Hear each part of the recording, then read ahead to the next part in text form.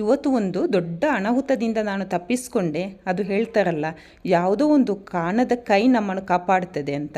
ನನಗಿವತ್ತು ಹಾಗೇ ಅನಿಸಿತು. ಅದು ಏನಾಯಿತು ಅಂತ ಮುಂದೆ ನಾನು ತೋರಿಸ್ತೇನೆ. Hi friends, good morning. ಇವತ್ತು ಬೆಳಿಗ್ಗೆಯಿಂದಲೇ ನಾನು ಬ್ಲಾಗನ್ನು ಸ್ಟಾರ್ಟ್ ಮಾಡಿದ್ದೇನೆ. ಇವತ್ತು ಭಾನುವಾರ ಆದ ಕಾರಣ ಮಕ್ಕಳಿಗೆ ಕೂಡ ಶಾಲೆಗೆ ರಜೆ ಇತ್ತು. ಹಾಗೆ ನಾವು ನಿನ್ನೆ ಸಂಜೆನೇ ಪೂಜೆಗೆ ಹೋಗಿ ಬಂದದರಿಂದ ಇವತ್ತು ಪೂಜೆಗೆ ಹೋಗಬೇಕಂತಿಲ್ಲ ಭಾನುವಾರ.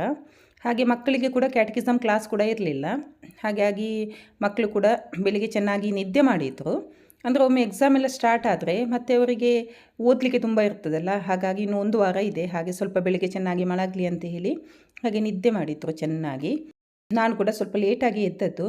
ಹಾಗೆ ಎದ್ದು ಬಿಟ್ಟು ಫಸ್ಟ್ ಒಮ್ಮೆ ತಲೆ ಕೂದಲನ್ನು ಬಾಚಿ ಈ ಥರ ಕಟ್ಟಿಬಿಟ್ರೆ ಸ್ವಲ್ಪ ಸಮಾಧಾನ. ಇಲ್ಲಾಂದರೆ ತುಂಬ ಸೆಕೆ ಇದೆ ಇಲ್ಲಿ.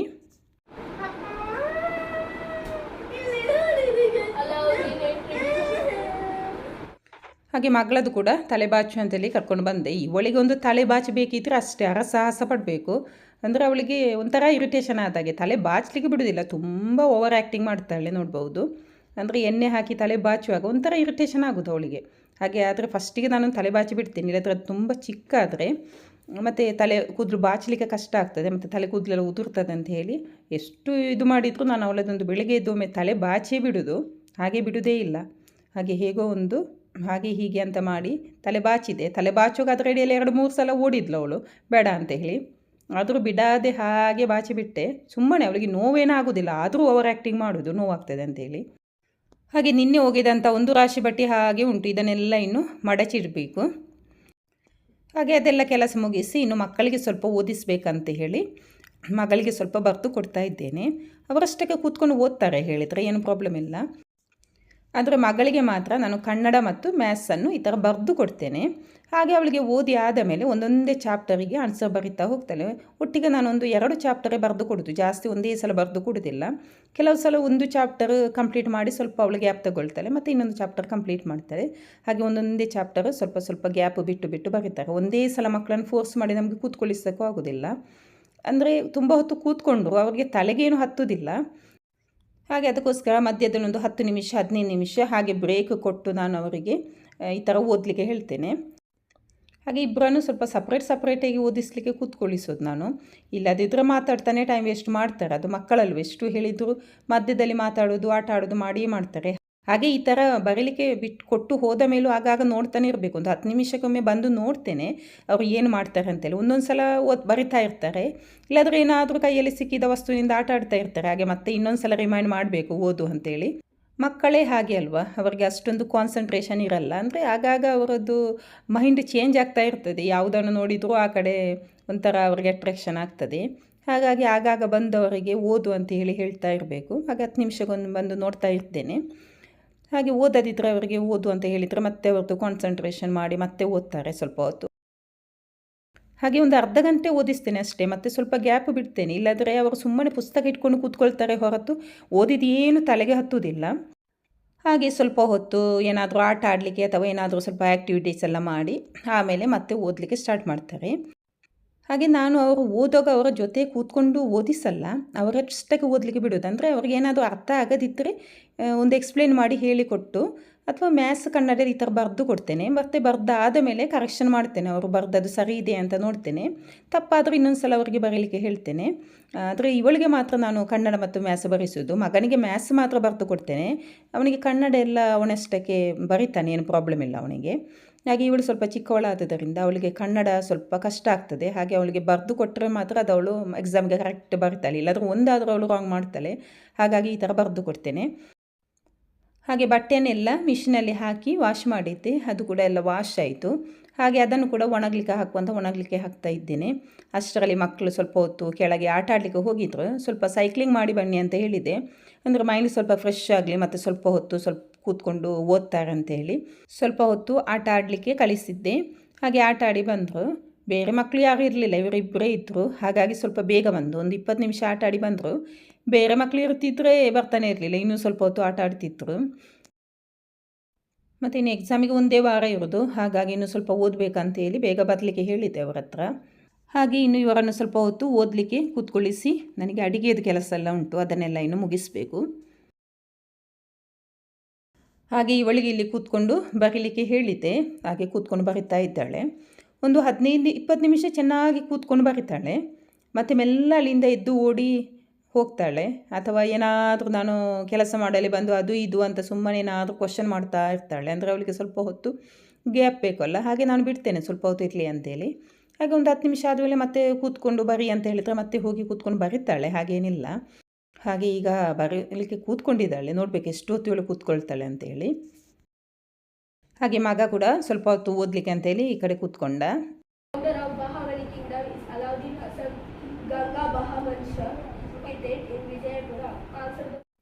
ಹಾಗೆ ಕಿಚನ್ ಎಲ್ಲ ಬೆಳಿಗ್ಗೆನೆ ತಿಂಡಿ ಎಲ್ಲ ಆದಮೇಲೆ ಪಾತ್ರೆನೆಲ್ಲ ತೊಳೆದು ಹಾಕಿ ಕ್ಲೀನಾಗಿ ನೀಟ್ ಮಾಡಿ ಇಟ್ಟು ಹೋಗಿದ್ದೆ.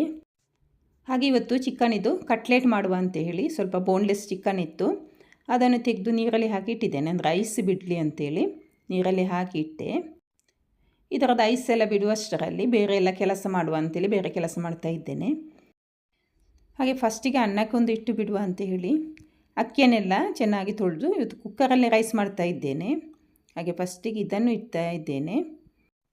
ಹಾಗೆ ಬೇರೆ ಎಲ್ಲ ಕೆಲಸ ಮುಗಿಯೋಷ್ಟರಲ್ಲಿ ಇಲ್ಲಿ ರೈಸ್ ಕೂಡ ಕುಕ್ ಆಗ್ತದೆ ಅಂಥೇಳಿ ಫಸ್ಟಿಗೆ ಇದನ್ನು ಇಡ್ತೇನೆ. ಇಲ್ಲಾಂದರೆ ಮತ್ತೆ ನನಗೆ ಗ್ಯಾಸ್ ಸ್ಟವ್ ಕೂಡ ಖಾಲಿ ಸಿಗೋದಿಲ್ಲ. ಅಂದರೆ ಬೇರೆ ತುಂಬ ಕೆಲಸ ಇತ್ತು, ಕಟ್ಲೆಟ್ ಮಾಡಲಿಕ್ಕೆ ಮತ್ತು ಸ್ವಲ್ಪ ಬೇಳೆ ಸಾರೆಲ್ಲ ಮಾಡಬೇಕಿತ್ತು.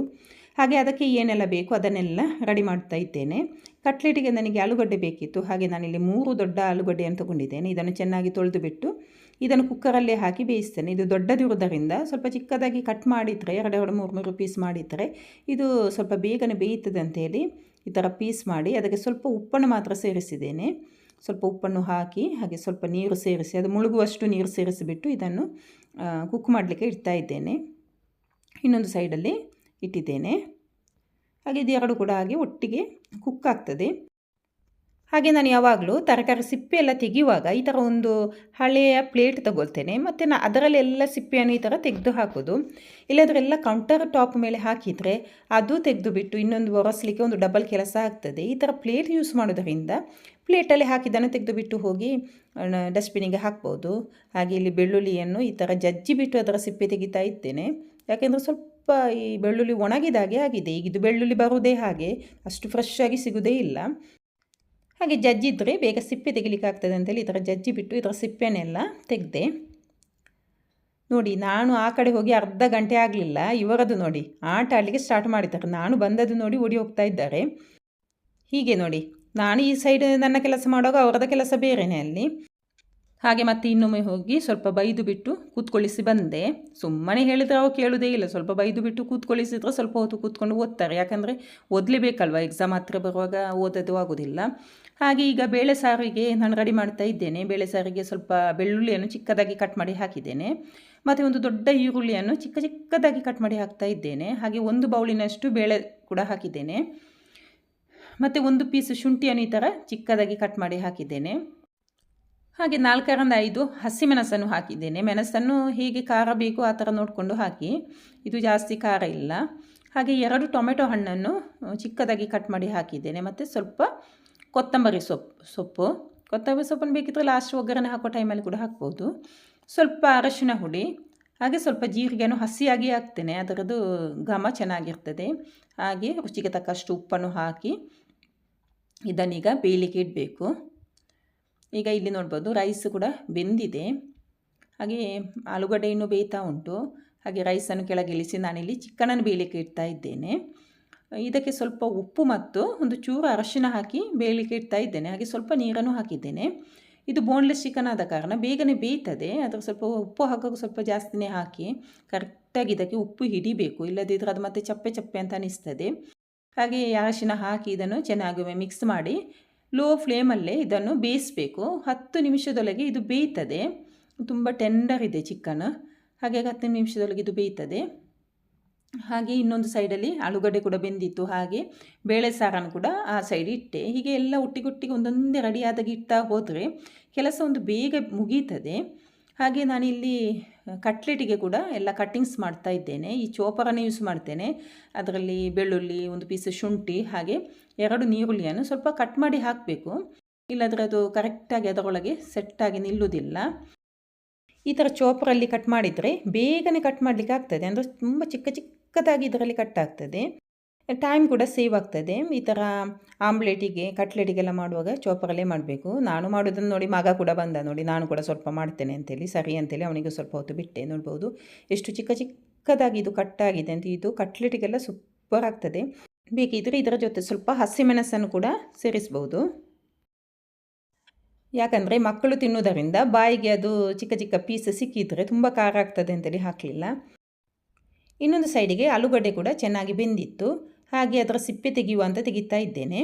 ಈ ಆಲೂಗಡ್ಡೆ ಇದೆಯಲ್ಲ, ಅದು ಚೆನ್ನಾಗಿ ಬೆಂದಾದ ಮೇಲೆ ಅದರಲ್ಲಿರುವಂಥ ಬಿಸಿನೀರನ್ನೆಲ್ಲ ಹೊರಗೆ ಹಾಕಿ ನಂತರ ಅದಕ್ಕೆ ಫುಲ್ ತಣ್ಣೀರನ್ನು ಹಾಕಿ ಅದರ ಸಿಪ್ಪೆಯನ್ನು ತೆಗಿಬೇಕು. ಒಂದು 2 ನಿಮಿಷ ಬಿಟ್ಟರೆ ಸಾಕು. ನೋಡ್ಬೋದು ಸ್ವಲ್ಪ ಸ್ವಲ್ಪ ಬಿಸಿ ಇದೆ, ಆದರೂ ನಮಗೆ ಅದು ಕೈಗೆ ಒಂದು ಬಿಸಿ ಆಗಲ್ಲ.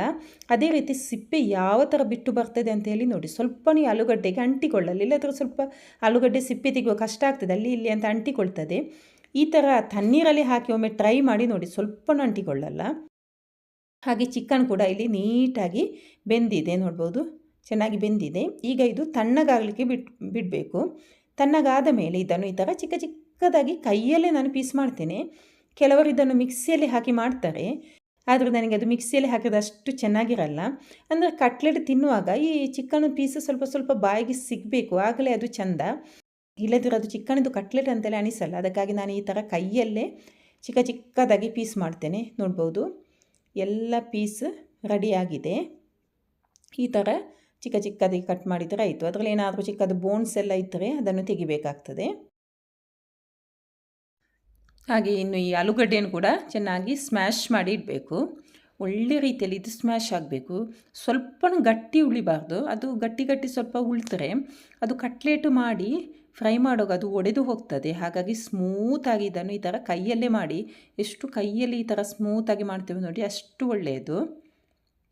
ಹಾಗೆ ಎಲ್ಲ ಆಲೂಗಡ್ಡೆಯನ್ನು ಈ ಥರ ಕೈಯಲ್ಲೇ ನಾನು ಸ್ಮ್ಯಾಶ್ ಮಾಡಿ ತಗೊಂಡಿದ್ದೇನೆ. ನಿಮಗೆ ಬೇಕಿದ್ದರೆ ಸ್ಮ್ಯಾಶರಲ್ಲಿ ಕೂಡ ಮಾಡ್ಬೋದು, ಸ್ಮ್ಯಾಶರ್ ಇದ್ದರೆ.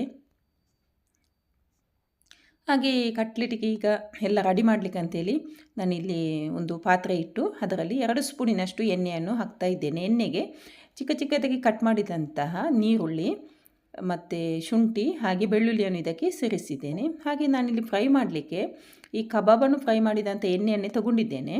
ಅಂದರೆ ಒಂದೇ ಸಲ ಕಬಾಬನ್ನು ಫ್ರೈ ಮಾಡಿದ್ದೆ, ಹಾಗೆ ಆ ಎಣ್ಣೆಯನ್ನು ರೀಯೂಸ್ ಮಾಡುವಂತೇಳಿ ಇದು ಕೂಡ ಚಿಕನ್ ಕಟ್ಲೆಟ್ ಆದ್ದರಿಂದ ಅದಕ್ಕೆ ಅದೇ ಎಣ್ಣೆಯನ್ನು ಹಾಕಿ ಫ್ರೈ ಮಾಡ್ತಾ ಇದ್ದೇನೆ. ಈ ನೀರುಳ್ಳಿಯ ಕಲರ್ ಚೇಂಜ್ ಆಗುವ ತನಕ ಈ ಥರ ಫ್ರೈ ಮಾಡಬೇಕು. ಒಳ್ಳೆ ರೀತಿಯಲ್ಲಿ ಇದು ಫ್ರೈ ಆಗಬೇಕು. ನೋಡ್ಬೋದು ಇಷ್ಟು ಫ್ರೈ ಆದರೆ ಸಾಕು. ಈಗ ಇದಕ್ಕೆ ಚಿಕ್ಕದಾಗಿ ಕಟ್ ಮಾಡಿಟ್ಟಂತಹ ಚಿಕನನ್ನು ಸೇರಿಸಬೇಕು. ಚಿಕನನ್ನು ಸೇರಿಸಿ ಅದಕ್ಕೆ ಸ್ವಲ್ಪ ಅರಿಶಿನ ಹುಡಿ ಹಾಗೆ 2 ಟೀ ಸ್ಪೂನಿನಷ್ಟು ಮಸಾಲ ಪುಡಿ ಹಾಕ್ತಾ ಇದ್ದೇನೆ. ಈ ಮಸಾಲ ಪುಡಿ ಅಂದರೆ ಇದಕ್ಕೆ ನಾನು ಜೀರಿಗೆ, ಕೊತ್ತಂಬರಿ, ಸೋಂಪು ಹಾಗೆ ಸ್ವಲ್ಪ ಒಳ್ಳೆ ಮೆಣಸು ಮತ್ತು ಮೆಣಸನ್ನು ಹಾಕಿ ಫ್ರೈ ಮಾಡಿ ಹುಡಿ ಮಾಡಿ ಇಟ್ಟಿದ್ದೆ. ಹಾಗೆ 1 ಸ್ಪೂನಿನಷ್ಟು ಗರಂ ಮಸಾಲೆ ಪುಡಿಯನ್ನು ಸೇರಿಸಿದ್ದೇನೆ. ಹಾಗೆ 2 ಟೀ ಸ್ಪೂನು ಮೆಣಸಿನ ಹುಡಿಯನ್ನು ಸೇರಿಸಿದ್ದೇನೆ. ಮೆಣಸಿನ ಹುಡಿಯನ್ನು ಖಾರಕ್ಕೆ ಅನುಗುಣವಾಗಿ ಸೇರಿಸ್ಬೋದು. ನಾನಿಲ್ಲಿ ಹಸಿಮೆಣಸನ್ನು ಹಾಕಲಿಲ್ಲ, ಹಾಗಾಗಿ ಮೆಣಸಿನ ಹುಡಿಯನ್ನು ಸ್ವಲ್ಪ ಜಾಸ್ತಿನೇ ಹಾಕಿದ್ದೆ. ಹಸಿಮೆಣಸನ್ನು ಹಾಕಿದರೆ ಇಲ್ಲಿ ಮೆಣಸಿನ ಹುಡಿಯನ್ನು ಸ್ವಲ್ಪ ಕಮ್ಮಿ ಮಾಡಬಹುದು. ಹಾಗೆ ಚಿಕನಿದ್ದು ಕಟ್ಲೆಟ್ ಆದ್ದರಿಂದ ಸ್ವಲ್ಪ ಖಾರವಾಗಿದ್ರೇ ಅದು ತಿನ್ನಲಿಕ್ಕೆ ಮಜಾ ಇರ್ತದೆ. ಹಾಗೆ ಸ್ವಲ್ಪ ಉಪ್ಪನ್ನು ಕೂಡ ಹಾಕಿದ್ದೇನೆ. ಉಪ್ಪನ್ನು ನಾನು ಬಟಾಟೆ ಬೇಯಿಸುವಾಗಲೂ ಹಾಕಿದ್ದೇನೆ, ಹಾಗೆಯೇ ಚಿಕನ್ ಬೇಯಿಸುವ ಕೂಡ ಹಾಕಿದ್ದೇನೆ. ಹಾಗೆ ಉಪ್ಪನ್ನು ನೋಡಿಕೊಂಡು ಸೇರಿಸಬೇಕು. ಈ ಮಸಾಲೆ ಪೌಡರ್ ಜೊತೆ ಚಿಕನನ್ನು 4 ರಿಂದ 5 ನಿಮಿಷ ಲೋ ಫ್ಲೇಮಲ್ಲಿ ಚೆನ್ನಾಗಿ ಇದನ್ನು ಫ್ರೈ ಮಾಡಬೇಕು. ಫ್ರೈ ಮಾಡಿ ಆದ ಮೇಲೆ ಇಲ್ಲಿ ನಾನು ಆಲೂಗಡ್ಡೆಯನ್ನು ಸೇರಿಸ್ತೇನೆ. ಹಾಗೆ ಅರ್ಧ ಲಿಂಬೆ ಹುಳಿ ರಸವನ್ನು ಸೇರಿಸ್ತೇನೆ. ಗ್ಯಾಸನ್ನು ಆಫ್ ಮಾಡಿಯೇ ನಂತರ ನೀವು ಲಿಂಬೆಹಣ್ಣಿನ ರಸವನ್ನು ಸೇರಿಸಿ. ನಂತರ ಇದನ್ನು ಬಿಸಿ ಇರುವಾಗಲೇ ಚೆನ್ನಾಗಿ ಮಿಕ್ಸ್ ಮಾಡಬೇಕು. ನಾನು ಇದಕ್ಕೆ ಸ್ವಲ್ಪ ಕೊತ್ತಂಬರಿ ಸೊಪ್ಪನ್ನು ಕೂಡ ಸೇರಿಸಿದ್ದೇನೆ. ಹಾಗೆ ನಾನು ಇದನ್ನು ಕೈಯಲ್ಲೇ ಈ ಥರ ಸ್ಮೂತಾಗಿ ಮಿಕ್ಸ್ ಮಾಡ್ತಾ ಇದ್ದೇನೆ. ಸ್ವಲ್ಪ ಬಿಸಿ ಇದೆ, ಬಿಸಿ ಇರುವಾಗಲೇ ಇದನ್ನು ಮಿಕ್ಸ್ ಮಾಡಬೇಕಾಗ್ತದೆ. ಹಾಗೆ ಇದನ್ನು ಸ್ಮೂತಾಗಿ ಮಿಕ್ಸ್ ಮಾಡಬೇಕು. ಸ್ಪೂನಲ್ಲೆಲ್ಲ ಮಿಕ್ಸ್ ಮಾಡಲಿಕ್ಕೆ ಕಷ್ಟ ಅಂತೇಳಿ ಕೈಯಲ್ಲಿ ಮಿಕ್ಸ್ ಮಾಡಿದ್ದೇನೆ. ನಂತರ ಕೈಗೆ ಸ್ವಲ್ಪ ಎಣ್ಣೆ ಹಚ್ಚಿ ಈ ಥರ ಎಷ್ಟು ದೊಡ್ಡ ಕಟ್ಲೆಟ್ ಬೇಕು ನೋಡಿ ಆ ಅಳತೆಗೆ ನೀವು ತಗೊಂಡು ಒಂದು ಉಂಡೆ ಮಾಡಿ ಅದನ್ನು ನಿಮಗೆ ಯಾವ ಶೇಪ್ ಬೇಕು ಮಾಡ್ಬೋದು. ನಾನು ಈ ಥರ ಸ್ವಲ್ಪ ರೌಂಡಾಗಿ ಶೇಪ್ ಮಾಡ್ತಾ ಇದ್ದೇನೆ. ಹಾಗೆ ಸೈಡೆಲ್ಲ ನೀಟಾಗಿ ಮಾಡಬೇಕು, ಇಲ್ಲಾಂದರೆ ಅದು ಎಣ್ಣೆಯಲ್ಲೇ ಹಾಕುವಾಗ ಒಡೆದು ಹೋಗ್ತದೆ. ಹಾಗಾಗಿ ಸೈಡೆಲ್ಲ ಸ್ವಲ್ಪ ನೀಟಾಗಿ ಈ ಥರ ಮಾಡಿದರೆ ಆಯಿತು. ನೋಡಿ ಕಟ್ಲೆಟ್ ರೆಡಿ ಆಯಿತು. ಈ ಥರನೇ ಎಲ್ಲ ಕಟ್ಲೆಟನ್ನು ಮಾಡಬೇಕು ಈಗ. ಹಾಗೆ ಈ ಕಟ್ಲೆಟಿಗೆ ಮಿಕ್ಸ್ಚರ್ ಎಲ್ಲ ರೆಡಿ ಆದಾಗ ಮಕ್ಕಳದ್ದು ಕೂಡ ಸ್ವಲ್ಪ ಹೊತ್ತು ಕೂತು ಓದಿ ಆಗಿತ್ತು ಅವರದ್ದು. ಹಾಗೆ ಅವರಿಗೆ ಕೂಡ ಒಂದು ಬ್ರೇಕ್ ಬೇಕಿತ್ತು. ಹಾಗೆ ಅವರು ಕೂಡ ನನ್ನ ಜೊತೆ ಕಟ್ಲೆಟ್ ಮಾಡಲಿಕ್ಕೆ ಸೇರಿದ್ರು. ಅವರು ಹಾಗೆಯೇ ನಾನು ಏನಾದರೂ ಈ ಥರ ಕೆಲಸ ಮಾಡ್ತಿದ್ರೆ ಅವರಿಗೆ ಆ ಕೆಲಸ ಮಾಡಲಿಕ್ಕೆ ಆಗ್ತಿದ್ದರೆ ಅವರೇ ಸ್ವಂತ ಖುಷಿಯಿಂದ ಬಂದು ನನ್ನ ಜೊತೆ ಕೆಲಸಕ್ಕೆ ಸೇರ್ತಾರೆ. ನಾನೇನು ಕರಿಬೇಕಂತಿಲ್ಲ. ಫಸ್ಟಿಗೆ ಹೇಳಿದರು ಕಟ್ಲೆಟ್ ಮಾಡಲಿಕ್ಕೆ ನಾವು ಬರ್ತೇವೆ ಅಂತ ಹೇಳಿದರು. ಹಾಗೆ ಕಟ್ಲೆಟ್ಗೆಲ್ಲ ಮಿಕ್ಸ್ ಮಾಡಿ ನಾನು ಈ ಥರ ಹೊರಗೆ ಬಂದು ಕೂತ್ಕೊಂಡೆ. ಅಂದರೆ ಕಿಚನಲ್ಲಿ ತುಂಬ ಸೆಕೆ ಆಗ್ತಿತ್ತು. ಇಲ್ಲಿ ಒಂದು ಫ್ಯಾನ್ ಹಾಕಿ ಕೂತ್ಕೊಳ್ಳುವ ಅಂತೇಳಿ ನಿಂತು ನಿಂತು ಸಾಕಾಗಿತ್ತು. ಹಾಗೆ ಸ್ವಲ್ಪ ಹೊತ್ತು ಕೂತ್ಕೊಳ್ಳುವ ಅಂತೇಳಿ ಎಲ್ಲ ತಗೊಂಡು ಇಲ್ಲಿ ಬಂದು ಕೂತ್ಕೊಂಡೆ. ಹಾಗೆ ಮಕ್ಕಳಿಗೆ ಅಂದರೆ ಈ ಕಟ್ಲೆಟ್ ಮಾಡೋದಂದರೆ ಈ ಕ್ಲೇ ಮಾಡೆಲ್ ಮಾಡಿದ ಹಾಗೆ, ಅಂದರೆ ಅವರು ಈ ಕ್ಲೇಯಲ್ಲಿ ಎಲ್ಲ ವೆರೈಟಿ ಮಾಡೆಲ್ಸ್ ಎಲ್ಲ ಮಾಡಿರ್ತಾರಲ್ಲ, ಹಾಗಾಗಿ ಅವರಿಗೆ ಕಟ್ಲೆಟ್ ಮಾಡೋ ಕೂಡ ಹಾಗೆ ಅನಿಸ್ತದೇನೋ. ಅವರಿಗೆ ತುಂಬ ಇಷ್ಟ ಈ ಥರ ಕಟ್ಲೆಟ್ ಮಾಡೋದು. ಅದಕ್ಕೆ ಒಳ್ಳೆ ಶೇಪ್ ಕೊಡ್ತಾ ಇರ್ತಾರೆ. ಅಂದರೆ ಅವರಿಗೆ ಇಷ್ಟ ಅದು ಬೇರೆ ಬೇರೆ ಒಂದೊಂದು ಸಲ ಶೇಪ್ ಮಾಡ್ತಾರೆ ಅವರು. ಹಾರ್ಟ್ ಶೇಪ್ ಅಂತೆ, ಆ ಶೇಪ್ ಈ ಶೇಪ್ ಅಂತ ಕಟ್ಲೆಟಲ್ಲಿ ಈ ಥರ ಶೇಪ್ ಮಾಡ್ತಾ ಇರ್ತಾರೆ. ಹಾಗೆ ನನ್ನ ಮಗ ಅಂತೂ ಅವನು ನೀಟಾಗಿ ಸೈಡೆಲ್ಲ ಸ್ಲೋ ಆಗಿ ಅದು ಈ ಥರ ರೊಟ್ಟಿ ತಟ್ತಾರಲ್ಲ ಆ ಥರ ತಟ್ಟಿ ನೀಟಾಗಿ ಅದಕ್ಕೆ ಶೇಪ್ ಕೊಡಬೇಕು. ನೋಡ್ಬೋದು ಹಾಗೆ ಒಂದೊಂದೇ ಕಟ್ಲೆಟನ್ನು ಈ ಥರ ಮಾಡಿಡ್ತಾ ಇದ್ದಾರೆ. ಹಾಗೆ ನನ್ನ ಮಗಳಂತೂ ಈ ಕ್ವಶನ್ ಬ್ಯಾಂಕ್ ಅಂತ ಹೇಳ್ತಾರಲ್ಲ ಆ ಥರ ಪ್ರತಿಯೊಂದಕ್ಕೂ ಅವಳಿಗೊಂದು ಕ್ವಶನ್ ಇರ್ತದೆ. ಆ ಪ್ರಶ್ನೆಗೆಲ್ಲ ನಾನು ಉತ್ತರ ಕೊಡ್ತಾನೆ ಇರಬೇಕು. ಎಲ್ಲದಕ್ಕೂ ಅವಳಿಗೊಂದು ಕ್ವಶನ್ ಇರ್ತದೆ, ಇದು ಯಾಕೆ, ಅದು ಯಾಕೆ, ಹಾಗೆ ಹೀಗೆ ಅಂತೇಳಿ ಎಲ್ಲದಕ್ಕೂ ಕೇಳಿಯೇ ಅವಳು ಮಾಡಬೇಕು. ಪ್ರತಿಯೊಂದಕ್ಕೊಂದು ಕ್ವಶನ್ ಅವಳಿಗೆ. ಈಗ ನೋಡ್ಬೋದು ಅವಳದು ಚೇಷ್ಟೆ. ಇದೇ ಥರ ಮಕ್ಕಳಲ್ವ ಏನಾದರೂ ಒಂದು ಮಾಡ್ತಾ ಇರ್ತಾರೆ. ಅದರ ಖುಷಿ ಆಗ್ತದೆ. ಮಕ್ಕಳು ಈ ಥರ ಆಟ ಆಡಿಕೊಂಡು ಖುಷಿಯಾಗಿದ್ದರೆ ನಮಗೂ ಖುಷಿ ಆಗ್ತದೆ. ನೋಡ್ಬೋದು ಎಲ್ಲ ಕಟ್ಲೆಟ್ ರೆಡಿ ಆಯಿತು. ಇಷ್ಟೊಂದು ಕಟ್ಲೆಟ್ ಆಯಿತು. ಹಾಗೂ ಹೀಗೂ ಮಾಡಿ ಕಟ್ಲೆಟ್ ಎಲ್ಲ ರೆಡಿ ಆಯಿತು. ಈಗ ಇದನ್ನು ಫ್ರೈ ಮಾಡಬೇಕು. ಫ್ರೈ ಮಾಡಲಿಕ್ಕೆ ನಾನಿಲ್ಲಿ ಕಬಾಬು ಫ್ರೈ ಮಾಡಿದಂಥ ಎಣ್ಣೆಯನ್ನೇ ತಗೊಂಡಿದ್ದೇನೆ. ಎಣ್ಣೆ ಚೆನ್ನಾಗಿ ಬಿಸಿಯಾದ ಮೇಲೆ ಕಟ್ಲೆಟನ್ನು ಈಗ ನಾನೊಂದು ಮೊಟ್ಟೆಯನ್ನು ಬೀಟ್ ಮಾಡಿ ತಗೊಂಡಿದ್ದೇನೆ. ಚೆನ್ನಾಗಿ ಬೀಟ್ ಮಾಡಬೇಕು. ಅದಕ್ಕೆ ಸ್ವಲ್ಪ ಉಪ್ಪನ್ನು ಸೇರಿಸ್ತೇನೆ, ಇಲ್ಲದ್ರೆ ಅದು ಚಪ್ಪೆ ಅನ್ನಿಸ್ತದೆ. ಅದರಲ್ಲಿ ಚೆನ್ನಾಗಿ ಈ ಕಟ್ಲೆಟನ್ನು ಮುಳುಗಿಸಿ ನಂತರ ಇದನ್ನು ಈ ಥರ ಫ್ರೈ ಮಾಡಬೇಕು. ಇಲ್ಲದಿದ್ದರೆ ಅದು ನೀಟಾಗಿ ಫ್ರೈ ಆಗೋದಿಲ್ಲ. ಒಂದೊಂದು ಸಲ ಸ್ವಲ್ಪ ಒಡೆದು ಹೋಗ್ತದೆ. ಈ ಮೊಟ್ಟೆಯ ಬದಲು ನಿಮಗೆ ಬೇಕಿದ್ದರೆ ಸ್ವಲ್ಪ ಕಾರ್ನ್ಫ್ಲವರನ್ನು ನೀರಲ್ಲಿ ಮಿಕ್ಸ್ ಮಾಡಿ ಅದಕ್ಕೆ ಸ್ವಲ್ಪ ಉಪ್ಪು ಮತ್ತು ಸ್ವಲ್ಪ ಮೆಣಸಿನ ಹುಡಿಯನ್ನು ಹಾಕಿ ಚೆನ್ನಾಗಿ ಸ್ಲರಿ ಮಾಡಿ ಅದರಲ್ಲಿ ಮುಳುಗಿಸಿ ಕೂಡ ಈ ಥರ ಫ್ರೈ ಮಾಡ್ಬೋದು. ಹಾಗೆ ನೋಡ್ಬೋದು ಇಷ್ಟು ಕಟ್ಲೆಟ್ ಉಳಿದಿದೆ. ಇದನ್ನು ಈ ಥರ ಒಂದು ಬಾಕ್ಸಲ್ಲಿ ಹಾಕಿ ಫ್ರಿಜ್ಜಲ್ಲಿ ಇಡ್ತಾ ಇದ್ದೇನೆ. ಮತ್ತು ಯಾವಾಗ ಬೇಕು ಆವಾಗ ಬೇಕಾದಾಗ ತೆಗೆದು ನಾವು ಇದನ್ನು ಫ್ರೈ ಮಾಡ್ಬೋದು. ಫ್ರಿಜ್ಜಲ್ಲಿ ಇಟ್ಟರೆ ಏನೂ ಹಾಳಾಗೋದಲ್ಲ. ಒಂದು ವಾರದ ತನಕ ನಾವು ಇದನ್ನು ಹಾಗೆ ಇಡ್ಬೋದು. ಈಗ ಕಟ್ಲೆಟ್ ಒಂದು ಸೈಡ್ ಫ್ರೈ ಆಯಿತು. ಅದನ್ನು ತಿರುಗಿಸಿ ಇನ್ನೊಂದು ಸೈಡಿಗೆ ಹಾಕ್ತಾ ಇದ್ದೇನೆ. ಈಗ 2 ನಿಮಿಷ ಬಿಟ್ಟೇ ತಿರುಗಿಸ್ತಾ ಹೋಗ್ಬೋದು. ಒಂದು 3ರಿಂದ 4 ನಿಮಿಷ ಇದೇ ಥರ ತಿರುಗಿಸಿ ಫ್ರೈ ಮಾಡಬೇಕಾಗ್ತದೆ. ಒಂದು 7-8 ನಿಮಿಷ ಇದನ್ನು ಫ್ರೈ ಮಾಡಿದರೆ ಸಾಕು. ಯಾಕೆಂದರೆ ಇದಕ್ಕೆ ಹಾಕಿದ ಎಲ್ಲ ಪದಾರ್ಥಗಳು ಕೂಡ ಚೆನ್ನಾಗಿ ಬೇಯಿಸಿ ಹಾಕಿದ್ದರಿಂದ ಇದೊಮ್ಮೆ ಚೆನ್ನಾಗಿ ಫ್ರೈ ಆದರೆ ಸಾಕು. ನೋಡ್ಬೋದು ಗೋಲ್ಡನ್ ಕಲರ್ ಬಂದಿದೆ. ಈ ಕಲರ್ ಬಂದರೆ ಸಾಕು. ಹಾಗೆ ಇದನ್ನು ಫ್ರೈ ಮಾಡುವಾಗ ಆದಷ್ಟು ಲೋ ಫ್ಲೇಮಲ್ಲಿ ಇಟ್ಟೇ ಫ್ರೈ ಮಾಡಬೇಕು, ಇಲ್ಲಾಂದರೆ ಅದು ಸುಟ್ಟು ಹೋಗ್ತದೆ. ನೋಡ್ಬೋದು ನೀಟಾಗಿ ಫ್ರೈ ಆಗಿ ಕಟ್ಲೆಟ್ ರೆಡಿ ಆಯಿತು. ಇದು ಮಾತ್ರ ತುಂಬ ಟೇಸ್ಟಿಯಾಗಿರ್ತದೆ ಆಯಿತಾ. ಈ ಥರ ಮಾಡಲಿಕ್ಕೆ ಸ್ವಲ್ಪ ಕಷ್ಟ ಉಂಟು, ಅಂದರೆ ಸ್ವಲ್ಪ ಟೈಮ್ ಹಿಡಿತದೆ, ಆದರೆ ತುಂಬ ಟೇಸ್ಟಿ ಇದು. ಹಾಗೆ ಇನ್ನು ಬೇಳೆ ಸಾರಿಗೆ ನಾನು ಒಗ್ಗರಣೆ ಹಾಕಿರಲಿಲ್ಲ. ಹಾಗೆ ಇದಕ್ಕೆ ಒಂದು ಒಗ್ಗರಣೆ ಹಾಕುವ ಅಂತ ಹೇಳಿ ಒಗ್ಗರಣೆ ಹಾಕಲಿಕ್ಕೆ ಹೋದರೆ ಒಂದು ದೊಡ್ಡ ಅನಾಹುತನೇ ಆಗ್ತಿತ್ತೇನೋ. ಅದರಿಂದ ಇವತ್ತೊಂದು ತಪ್ಪಿಸ್ಕೊಂಡೆ ಅಂತ ಅನಿಸ್ತದೆ. ಹಾಗೆ ನಾನು ಸ್ವಲ್ಪ ಸಾಸಿವೆ ಅದಕ್ಕೆ, ಹಾಗೆ ಸ್ವಲ್ಪ ಇಂಗಿನ ಪುಡಿಯನ್ನು ಕೂಡ ಸೇರಿಸಿ ನಂತರ ನಾನು ಇದಕ್ಕೆ ಸ್ವಲ್ಪ ಕರಿಬೇವಿನ ಸೊಪ್ಪನ್ನು ಹಾಕಿದೆ. ಕರಿಬೇವಿನ ಸೊಪ್ಪು ಆಗುವಷ್ಟರಾದರೆ ಏನು ಸ್ವಲ್ಪ ನೀರಿನ ಅಂಶ ಇತ್ತು. ಫುಲ್ಲು ಎಣ್ಣೆಗೆ ಬೆಂಕಿಯೇ ಬಿದ್ದು ಬಿಡ್ತು. ನಾನು ಅಷ್ಟರೊಳಗೆ ಇದನ್ನು ಆಫ್ ಮಾಡಿ, ಇಲ್ಲದಿದ್ದರೆ ಫುಲ್ಲು ಬೆಂಕಿ ಬಿದ್ದು ಆ ಸೈಡ್ ಕೂಡ ಗ್ಯಾಸ್ ಉರಿತಾ ಇತ್ತು. ಅದೇನಾಗ್ತಾ ಇತ್ತು ಅಂತ ಗೊತ್ತಿಲ್ಲ. ಅದಿಲ್ಲಿ ಕಂಪ್ಲೀಟಾಗಿ ರೆಕಾರ್ಡ್ ಆಗಲಿಲ್ಲ, ಅಷ್ಟೊಂದು ಬೆಂಕಿ ಬಿದ್ದಿತ್ತು. ಅದು ಹೇಳ್ತಾರಲ್ಲ ಒಂದೊಂದು ಟೈಮಲ್ಲಿ ನಮ್ಮನ್ನು ದೇವರೇ ಕಾಪಾಡ್ತಾರೆ ಅಂತೇಳಿ. ಅಲ್ಲ, ಎಲ್ಲ ಟೈಮಲ್ಲಿ ದೇವರೇ ಕಾಪಾಡ್ತಾರೆ, ಆದರೆ ಒಂದೊಂದು ಟೈಮಲ್ಲಿ ಇದು ಕಾಣದ ಕೈ ನಮ್ಮನ್ನು ಕಾಪಾಡ್ತದೆ ಅಂತ ಹಾಗೆ ಅನಿಸಿತು ನನಗೆ. ಅಂದರೆ ಮಕ್ಕಳು ಹತ್ತಿರ ಇರಲಿಲ್ಲ, ಸ್ವಲ್ಪ ದೂರ ಇದ್ದರು. ಹಾಗಾಗಿ ನನ್ನ ಕೈಗೆಲ್ಲ ಫುಲ್ಲು ಬಿಸಿ ಎಣ್ಣೆ ರಟ್ಟಿತ್ತು. ಹಾಗೆ ಇವತ್ತೊಂದು ಅನಾಹುತದಿಂದಲೇ ತಪ್ಪಿಸ್ಕೊಂಡೆ ಅಂತ ಅನಿಸಿತು. ಹಾಗೆ ಅಡಿಗೆ ಎಲ್ಲ ಮುಗ್ದಿತ್ತು. ಮಕ್ಕಳಿಗೊಮ್ಮೆ ಫಸ್ಟಿಗೊಂದು ಬಡಿಸಿ ಕೊಡುವ ಅಂತೇಳಿ ಅವರಿಗೆ ಒಂದು ಊಟ ಬಡಿಸ್ತಾ ಇದ್ದೇನೆ. ಹಾಗೆ ನನ್ನ ಮಗಳು ಮಾತ್ರ ಈ ಬೇಳೆ ಸಾರಲ್ಲಿರುವಂಥ ಬೇಳೆಯನ್ನೆಲ್ಲ ತಿನ್ನಲ್ಲ, ಅದೆಲ್ಲ ಕಸ ಬೇಡ ಅಂತ ಅವಳಿಗೆ. ಹಾಗೆ ಅವಳು ಅದರ ಸಾರನ್ನು ರಸ ಮಾತ್ರ ಅಷ್ಟೇ ಹಾಕಬೇಕಷ್ಟೇ. ಹಾಗೆ ನಾನು ಇವತ್ತು ಬೇಳೆ ಸಾರು ಮತ್ತು ಕಟ್ಲೆಟ್ ಮಾತ್ರ ಮಾಡಿದ್ದೆ. ಮತ್ತು ತರಕಾರಿಯಲ್ಲಿ ಎಂತ ಮಾಡಲಿಕ್ಕೆ ಹೋಗಲಿಲ್ಲ, ಯಾಕಂದರೆ ಮಕ್ಕಳಿಗೂ ತರಕಾರಿ ಎಲ್ಲ ಅಷ್ಟು ಇಷ್ಟ ಆಗಲ್ಲ. ಹಾಗೆ ಏನು ಮಾಡಲಿಕ್ಕೆ ಹೋಗಲಿಲ್ಲ. ಹಾಗೆ ಇವನಿಗೆ ಬೇಳೆ ಅಂದರೆ ತುಂಬ ಇಷ್ಟ. ಹಾಗೆ ಇವನಿಗೆ ಸ್ವಲ್ಪ ಬೇಳೆ ಹಾಕಿ ಕೊಡೋದು, ಅವನಿಗೆ ಇಷ್ಟ ಆಗ್ತದೆ ಅದು ಊಟ ಮಾಡಲಿಕ್ಕೆ. ಹಾಗೆ ಮಕ್ಕಳೀಗ ಊಟ ಮಾಡಲಿಕ್ಕೆ ಕೂತ್ಕೊಂಡ್ರು. ಹಾಗೆ ಮಕ್ಕಳಿಗೆ ಈ ಥರ ಕಟ್ಲೆಟ್ ಎಲ್ಲ ಅಂದರೆ ತುಂಬ ಇಷ್ಟ. ಮತ್ತು ಎಂತ ಬೇಕಂತಿಲ್ಲ, ಕಟ್ಲೆಟ್ ಇದ್ದರೆ ಸಾಕು ಊಟ ಮಾಡಲಿಕ್ಕೆ. ನೋಡಿ ತುಂಬ ಚೆನ್ನಾಗಿದೆ ಅಂತ ಹೇಳ್ತಾ ಇದ್ದಲೆ. ಅವಳಿಗೆ ಅಂತೂ ಈ ಚಿಕನ್ ಫಿಶ್ ಹಾಗೆ ತಿನ್ನಲ್ಲ. ಫಿಶ್ ಕಟ್ಲೆಟ್ ಎಲ್ಲ ಮಾಡಿ ಇಟ್ಟರೆ ತುಂಬ ಇಷ್ಟಪಟ್ಟು ತಿಂತಾರೆ. ಸರಿ, ಇನ್ನು ನಾನು ಕೂಡ ಊಟ ಮಾಡಬೇಕು. ಅಷ್ಟೇ ಫ್ರೆಂಡ್ಸ್, ಇವತ್ತಿನ ಈ ವಿಡಿಯೋ ನಿಮಗೇನಾದರೂ ಯೂಸ್ಫುಲ್ ಅಂತ ಅನಿಸಿದ್ರೆ ಒಂದು ಲೈಕ್, ಕಮೆಂಟ್ ಮತ್ತು ಶೇರ್ ಮಾಡಿ. ಹಾಗೆಯೇ ನನ್ನ ಚಾನಲನ್ನು ಸಬ್ಸ್ಕ್ರೈಬ್ ಮಾಡಲಿಕ್ಕೆ ಮರಿಬೇಡಿ. Thank you friends.